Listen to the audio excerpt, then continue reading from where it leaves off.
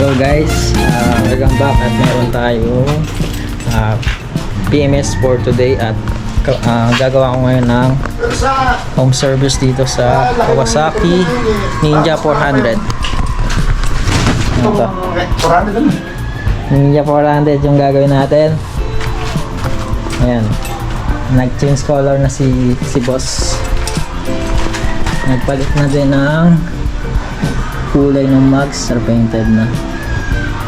Dati ko na siyang customer, ngayon tinawagan niya ako para magpa-home service.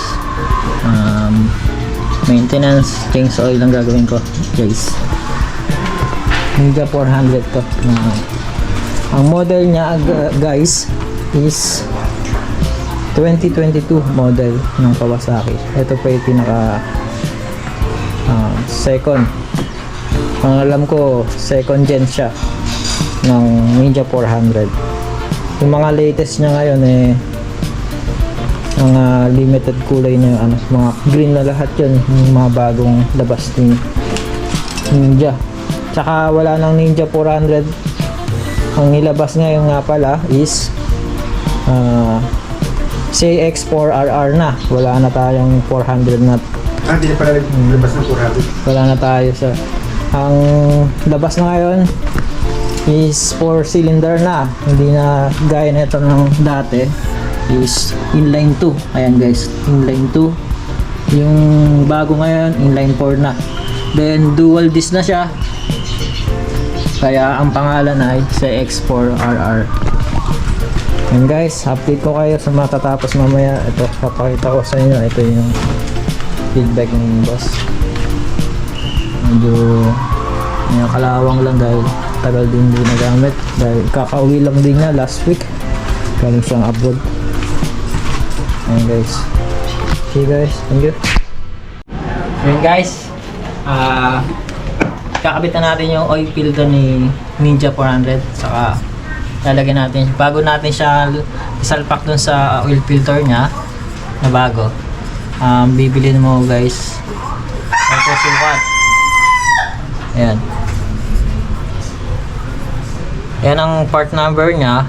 Pag ito kasi sukat to nung pang 1000 na C1000, itong part number. Pagka bibili ka ng pang Ninja 400, dapat ganito yung bibilin mo. Kasi namalilaw yung bili pero same size naman. Nagkaiba lang din ang presyo. Kaya mas okay, susundin mo na lang din yung part number niya para ngayon medyo makatipid ka at masunod mo yung tamang sukat.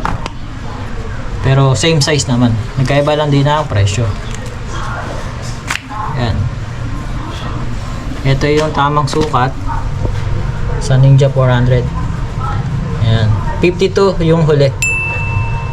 Yan. Kita nyo? Kita ba? Kita. Ayan. Then, i-apply na natin. Bago nyo isalpak doon, lalagyan natin siya ng 200 ml na langis bago nyo ikapit doon. Ang gamit natin pala guys, AMS oil. Baka naman AMS oil. baka naman GBT. Ayan, lagyan natin siya ng 200 ml. So may sukat naman to, bawas mo lang doon ng 200 dahil 1 liter naman siya. Bawas ka lang ng 200 para total nung lalagay sa makina is 1.8 liters. Yan, parang mantika. Yan, bagong bago na. Nakita mo lang yung puno na yun, okay na yun. Ayan, tapos apply natin dito. Make sure lang din na napatulo nyo ng maayos yung ilalim. Kung makita nyo guys, medyo madumi lang yung ilalim ng motor ni boss. Pero mamaya lang ipapa-car wash niya at para malinis. Tagal hindi nagamit, ganun talaga pag isa tayong sister at nagtatrabaho sa ibang bansa. Ayan guys. Ayan, wait lang, sasalin na naman natin ito sa makina. At tikpit ako lang din, ito bibili din kayo mga pamihit na bibili ito sa online Shopee, Lazada. Ang sukat, bigyan ko na kayo idea sa sukat. Ang sukat nung pang Ninja 400 is ito ay 901 kasi 902 tong isa ko. 901 sa 400. 901 dapat bibili nyo. Ito, may sukat yan. 901. Okay. Then, tanggalin mo yung nakabit na to.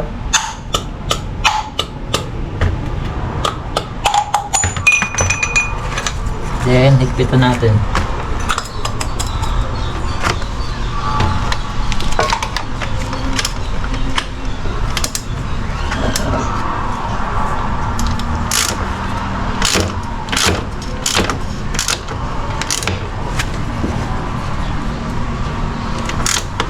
Ayan, huwag lang masyadong maikpit, yung sakto lang.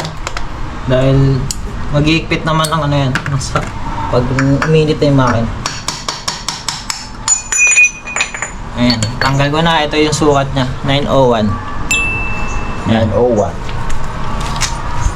Ayan guys. And okay na. Taga dito. Ayan guys, sasali na natin yung langis niya. Ito yung gamit natin, AMS oil, baka naman. Kay GBT. Ayan, 2 litro. Then total nung ilalagay mo dito sa makina is 1.8 liters. Gamit lang kayo na imbudo, kahit anong sukat lang. Yung imbudo na, gamitin ko pa sa New Year yan. Ayan ba? Turotot yan eh. Turotot yan. Ayan. At sukat lang din ang bibilin natin. Susundin natin yung 10W40 na viscosity ng langis sa nakabase dun sa manual ng motor. Dun din tayo magbe-base.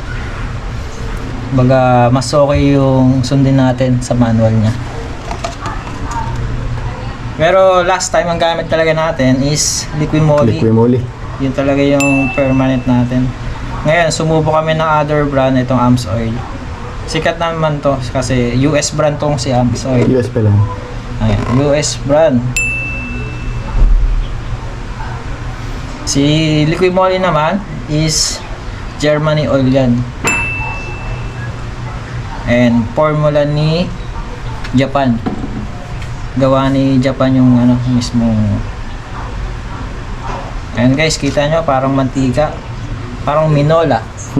Minola, tinola. Ayan. Yun. Kaya after nito, ready na naman sa bombaan. Sa bagong taon. Bagong taon, malalaban na naman. Lalaban na naman si Sir sa bombaan. Sabihin sa'yo. Hindi naman tayo mananalo rin sa mga nagsiset up ng pang tricycle na iba ingay nun eh. Yan. Ito. Sakit sa Pangalawa. Last natin. At okay na to. At test drive after.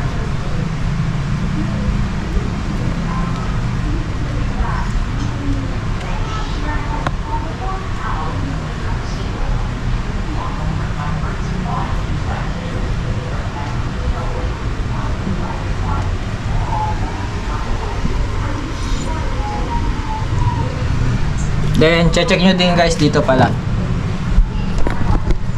Yung oil level nya dun. Check nyo din lagi. Kung ginagamit nyo, nababawasan ba o hindi.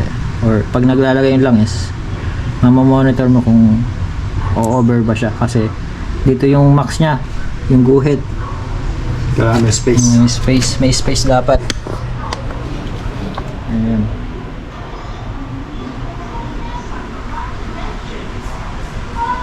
Pwede ko na to. Pwede na ubusin.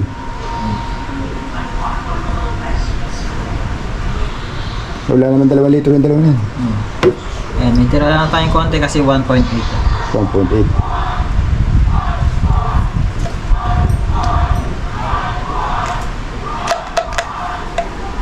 Basta dun, sa filter is 200 ml or 100 ml, alin sa dalawa.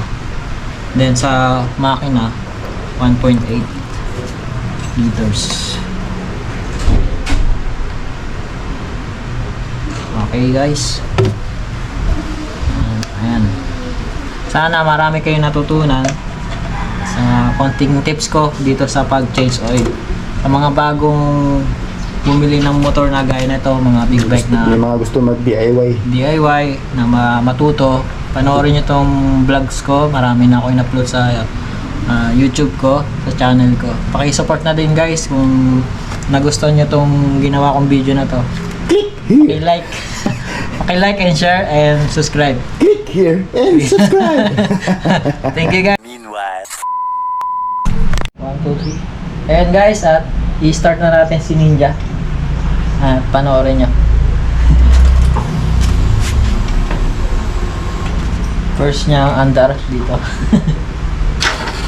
Okay. Ayan, sabi ko. Starting na siya. Baka papalitan natin yung battery. Isa pa, one time. Pa. Pag ayaw, ulitin mo lang. Patay mo dito sa kill switch. Then down, activate. Then, isa pa.